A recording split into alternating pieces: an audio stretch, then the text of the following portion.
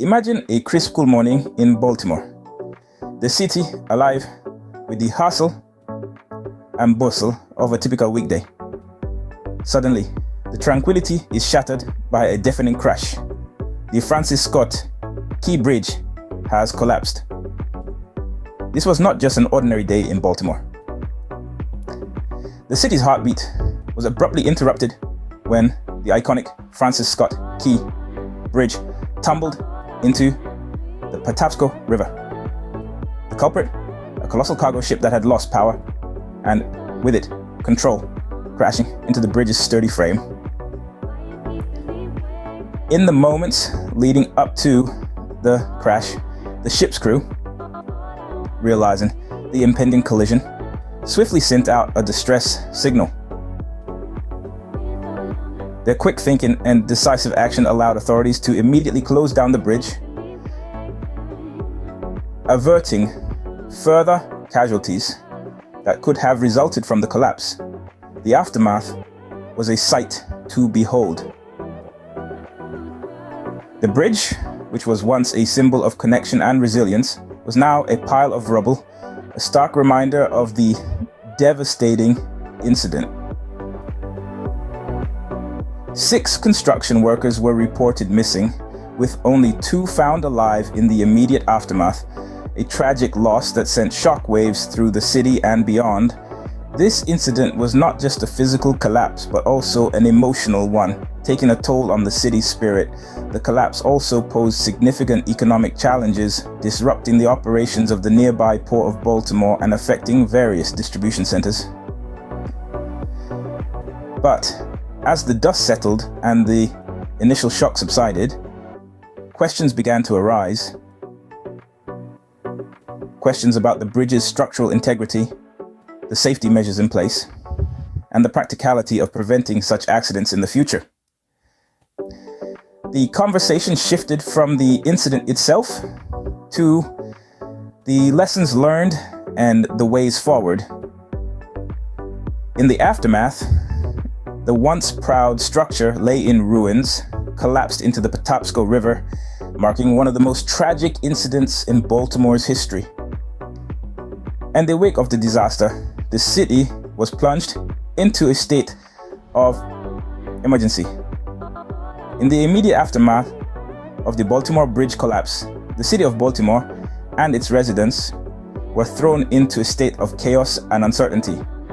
The search for the missing was a race against time, a critical endeavor that involved multiple agencies and countless volunteers. Amidst the debris of the collapsed bridge, the rescue workers tirelessly searched for signs of life, a beacon of hope in the midst of tragedy.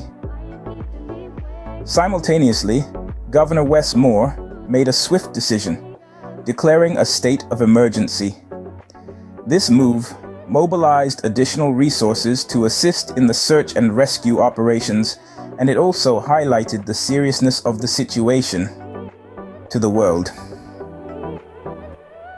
But the aftermath of the collapse was not just about the immediate human toll. The incident also presented significant economic challenges. The disruption at the port and the nearby distribution centers was a blow to the city's economy. The bridge's collapse had effectively severed a vital artery of commerce and transportation, affecting local businesses and the livelihoods of many. As the rescue efforts continued, so did the investigations. Questions were raised about the bridge's structural integrity and its safety features. Had adequate precautions been taken? Could this disaster have been prevented? The bridge, once a symbol of human ingenuity and resilience, was now a stark reminder of the potential costs of overlooking safety measures. Experts began exploring potential solutions, from protective structures like dolphins to shield bridges from such collisions, to alternative infrastructure like tunnels. The discussions were wide-ranging and complex. But one thing was clear. The need to balance risk and probability in engineering structures was more important than ever. As the dust settled, The profound impact of the collapse was clear, not only in human lives lost, but also in the economic challenges that lay ahead. As investigations continue, questions arise about the safety of our infrastructure and what can be done to prevent such tragedies in the future. The collapse of the Baltimore Bridge has sparked a flurry of debates about the structural integrity of our bridges and the measures that can be taken to shield them from such catastrophic incidents. The latest development in the ongoing investigation is the recovery of a fourth body weeks after the incident. This somber discovery has further deepened the urgency for a comprehensive review and overhaul of safety procedures and protocols. The incident has also drawn parallels to the 1980 Sunshine Skyway Bridge disaster, reminding us of the ongoing challenges in ensuring the safety of our infrastructure.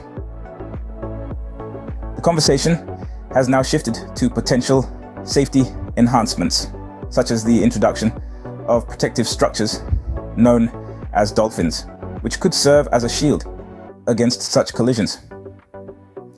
However, some experts argue that mitigating all risks is virtually impossible, and the focus should instead be on a balanced approach that combines protective measures with proactive risk management.